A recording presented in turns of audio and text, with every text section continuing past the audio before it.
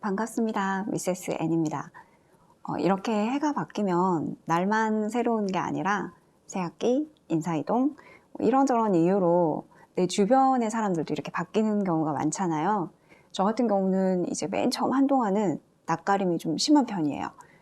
친해지면, 아니 뭐 조금만 가까워져도 저를 이렇게 많이 오픈하는 편인데, 첫 만남에서부터 일정 시간까지는 좀 상당히 긴장을 하는 편이죠.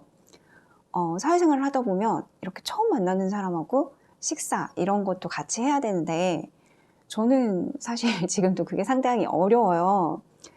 이런 저를 두고 사람들은 예민하다라고 말을 합니다.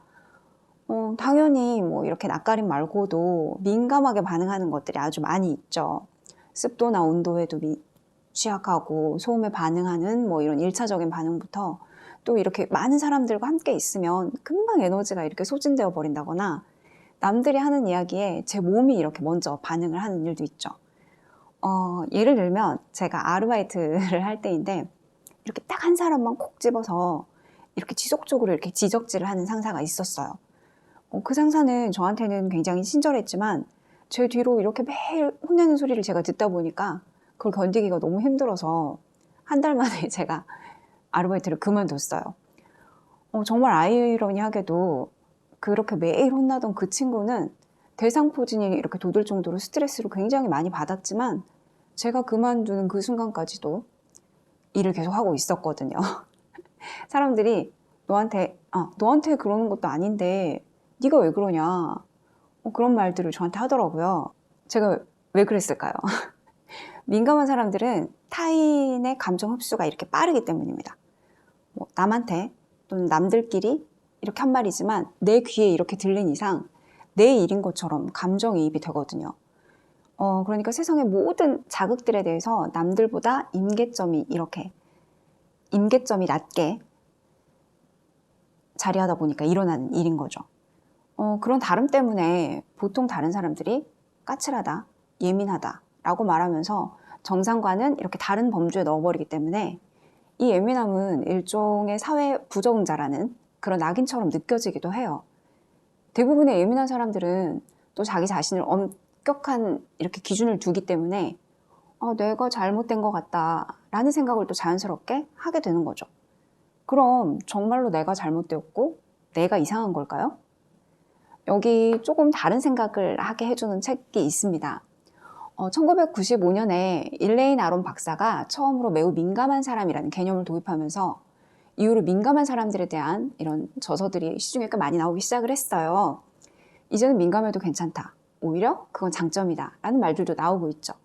민감한 나에 대해서 좀 자세히 알고 싶다 하는 분들에게 권하는 책, 일자 샌드의 센서티브를 가져왔습니다.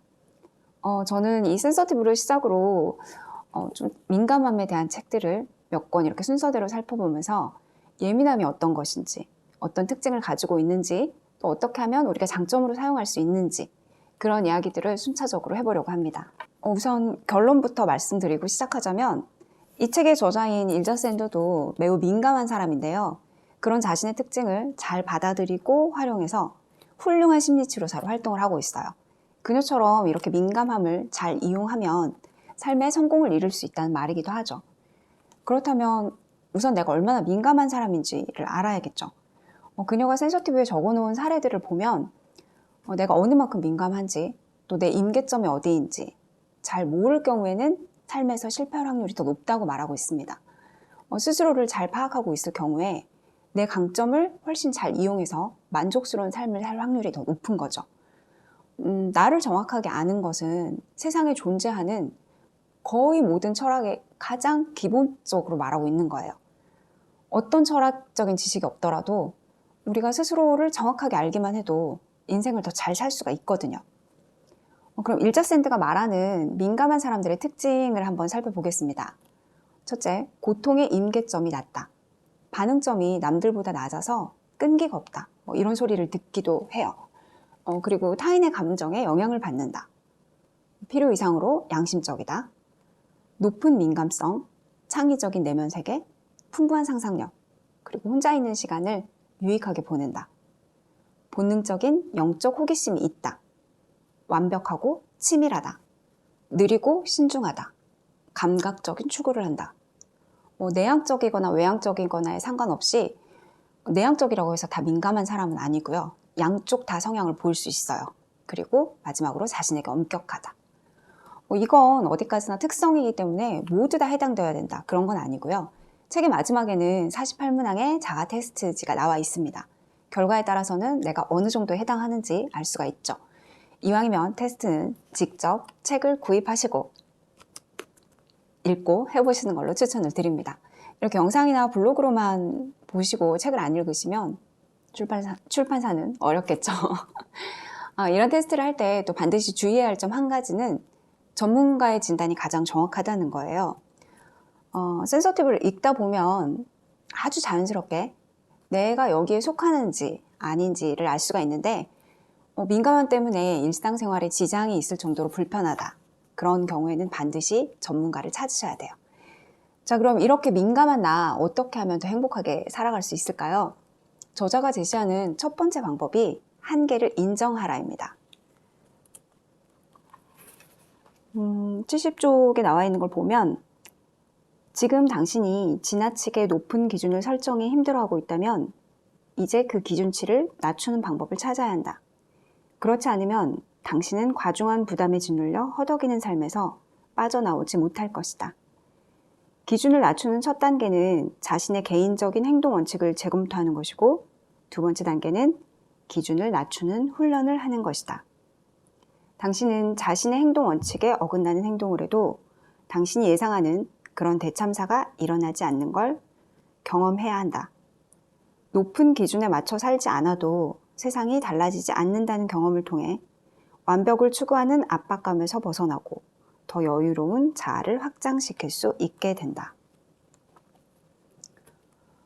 자신에게 너무 엄격하다 보니까 스스로에게 기대하는 기대치도 그만큼 크죠. 너무 높은 기대와 과도한 목표를 설정해서 실패하고 좌절하고 이런 패턴에 빠지는 것보다는 내 한계를 인식하고 기대치를 조금 낮춰서 성공의 선순환을 만들어가는 것이 훨씬 중요하다는 이야기를 하고 있습니다. 그리고 두 번째는 휴식을 요구하라. 제가 처음에 너무 많은 사람들 속에 있으면 금방 이렇게 방전이 된다고 말씀을 드렸는데요. 사람들과의 관계를 맺고 유지하는데 너무 긴 시간을 투자하면 민감한 사람들은 금방 이렇게 방전이 돼요. 이렇게 방전이 되기 전에 상대방에게 양해를 구하고 휴식을 가지면 됩니다. 이런 걸 이해 못하는 사람이라고 하면 굳이 내 옆에 오래 둘 필요는 없지 않을까라고 생각을 합니다. 그리고 세 번째는 불필요한 인풋을 차단한다입니다. 시각이나 청각을 차단하는 것만으로도 굉장히 큰 효과가 있어요. 취사 선택하기 어렵기 때문에 이런 정보가 그냥 무작위로 흡수가 되거든요.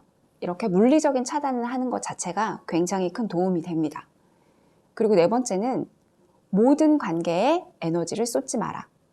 민감한 사람들은 대부분 타인과 이렇게 깊이 있고 밀도 있는 관계를 맺는 능력을 가지고 있어요. 천성적으로 이렇게 타인의 상황에 공감하려는 마음을 갖고 있기 때문이죠.